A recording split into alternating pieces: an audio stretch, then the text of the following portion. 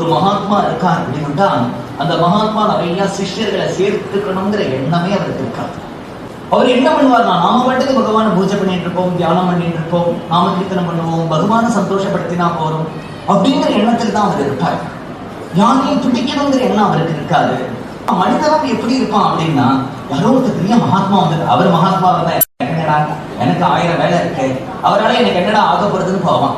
இவனோ அவர்கிட்ட வரக்கூடாதுன்னு இருக்கான், அவரோ யாரையும் சேர்த்துக்க கூடாதுன்னு இருக்கார். இப்படி இருந்தும் அது நடந்துடுறதுங்கிறதுக்கு என்ன காரணம்னா, இந்த ஜென்மத்துல அவனுக்கு மோட்சம் கொடுக்கணும்னு ஆசைப்பட்டதுனாலே பகவான் அந்த ஜீவனை உத்தம குருட்ட கொண்டு போய் சேர்க்கிறான். அப்படிங்கிறதுனாலே இது நாமா எடுக்கிற ஒரு முயற்சி இல்லை, நாமா வர விஷயம் இல்லை, அந்த நாமாவா நம்ம பண்ணக்கூடிய விஷயமா இருக்கிறதுனால நாம அத்தனை பேரும் நாம பண்ணி பகவானுடைய பரிபூர்ண கிருபைக்கு பாத்திரமாகவும்